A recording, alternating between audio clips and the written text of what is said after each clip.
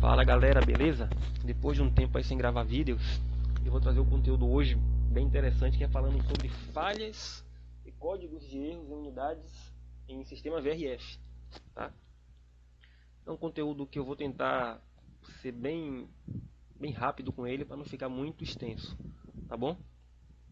Antes de mais nada, galera, eu queria alertar o seguinte, que durante uma manutenção preventiva e corretiva em sistema VRF, é importante ter o manual de serviço em mãos, tá? Porque ele te auxilia muito na hora de achar as informações dos códigos de erros, tá bom? Então é sempre importante ter ele como uma ferramenta de trabalho. Aqui é uma pequena animação mostrando o que vamos abordar aqui hoje, né? O sistema VRF aqui com unidade externa, mestre, escrava e duas unidades evaporadoras, ambos sistemas com falhas, né? Então vamos lá. Galera, eu dividi em 4 grupos, tá? Aquela falha das unidades internas, que acontece nos evaporadores, aqui acontece nas unidades externas, falha em comum, erro sistêmico, isso eu intitulei, eu não sei se esse termo é comumente utilizado, mas eu costumo utilizar para fazer essa diferença, né? Essa separação, e a falha de automações, tá bom? Quando eu falo de falha de unidades internas, eu estou me referindo àquelas que acontecem individualmente em evaporadores e que na grande maioria, não é 100%, mas 95, 99% dos casos não interferem no funcionamento geral do sistema VRF. Tem alguns casos à parte, sim, né? Mas eu resolvi não generalizar para tornar algo mais simples aqui para explicação. Então seriam aqueles códigos de erros relacionados a sensor de temperatura, bomba de dreno e motor ventilador, tá? Por exemplo, aqui eu tenho um sistema VRF e a unidade evaporadora está com falha, está piscando o LED, porém a outra unidade evaporadora do mesmo sistema está funcionando, bem como a unidade condensadora. E aqui ao lado tem o código que está sendo mostrado, que é o código 1 e o endereço do evaporador 23. Nem todo sistema VRF, galera, você vai achar o endereço do evaporador que está com alarme, tá? Isso não é geral, isso não é universal, isso daí depende de fabricante para fabricante. O que você vai encontrar é sempre em um mesmo sistema VRF que você tem 10 evaporadoras, ou 2, como é meu caso aqui, um evaporador está inoperante, piscando ali, ou um código de erro no display de 7 segmentos, e as outras evaporadoras todas em operação juntamente com o condensador. Então você sabe que o código de erro ali é um código de erro específico da unidade interna. Quando eu estou falando de falhas na unidade externa, eu estou me referindo àquelas falhas relacionadas a peças. Sensor de temperatura, sensor de pressão, motor ventilador, compressor, placas, enfim. Que é o mais comum que a gente encontra hoje em campo, né? E podemos encontrar da seguinte maneira, a seguinte configuração.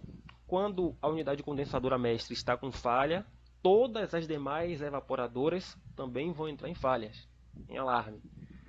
Em alguns casos, a unidade escrava ela não vai apresentar o código de erro, tá? A mestre apresenta porque a falha está nela, tá? Eu estou com um problema na mestre, o sistema todo para, porém a minha unidade escrava ela não exibe o código de erro, ela fica em stand-by, aguardando um comando da mestre. Eu também tenho alguns casos de unidades escravas com falha, tá? Porém, a unidade mestre não vai exibir o alarme. Existe? Existe. Não é muito comum, mas acontece. A unidade escrava está com problema, meu sistema também caiu por completo, porém a unidade escrava está em stand-by. Ok? Não está exibindo um código de erro, podemos dizer assim. Às vezes por conta da incompatibilidade de capacidade externa, o sistema acaba não entrando em operação. Não é muito comum, tá? É uma situação muito difícil. Já aconteceu comigo? Já. Por isso que estou trazendo. Porém, é mais difícil. Geralmente o que você vai encontrar é essa terceira opção quando o sistema está com falha. No meu caso, unidade escrava, ela está com código de erro. E a unidade mestre também vai exibir o código de erro, sendo que na mestre ele vai exibir o endereço da unidade escrava com falha. Ou, em alguns casos, esse endereço da unidade escrava não aparece. Tanto a mestre como a escrava vai aparecer aqui o mesmo erro, 44, tá? Na mestre e na escrava. Porém, em alguns modelos você tem a unidade escrava com falha e a unidade mestre exibindo o alarme da unidade com problemas, tá? De modo geral, o sistema está todo parado, ok? São situações que você encontra em campo. Essa última e essa primeira são as mais comuns, tá? Lembrando que essa questão do endereço aqui do condensador vai muito para o tipo de endereçamento. Isso também não é um padrão que você encontrará em todos os sistemas VRFs, tá? E quando eu falo em erro em comum, erro sistêmico, foi um termo que eu adotei, galera, é aquilo que não está atrelado a peças, mas o que está em comum entre os sistemas, que é tensão, pressão, temperaturas, comunicação, tá? Aquilo que está ali atrelado com a unidade interna e a unidade externa, mas não está laçado a peças. É um termo que eu denominei. Não sei se o pessoal também utiliza esse termo. Por exemplo, a minha tubulação aqui explodiu, rompeu, vazou todo o gás. O sistema está com o alarme aqui 35, o sistema está todo parado. Porém, eu não tenho dano em peças, nem interno, nem externo, né? Ou se fosse um alarme de tensão, ou se fosse um alarme de alta temperatura no sistema, alta tensão, enfim. Então é um termo que eu aplico para distinguir que não é um alarme relacionado a peças, tá bom? E aqueles erros relacionados à automação, galera, porque a automação nada mais é que um acessório, ele não é uma obrigatoriedade do sistema VRF, é um complemento que te dá uma facilidade de gestão do seu sistema. Porém, na grande maioria dos casos, ele não influencia diretamente no mau funcionamento do sistema a partir do momento em que ele não é o meu único meio de acionamento. Ou seja, se eu não tenho um controle sem fio para acionar o sistema e eu sou refém da automação, o meu sistema vai ficar todo em stand-by até eu conseguir resolver meu problema aqui na automação. Ele vai estar exibindo um código de erro. Em alguns casos pode ter um condensador mestre, né? Porque a automação sempre vai conectado no módulo mestre.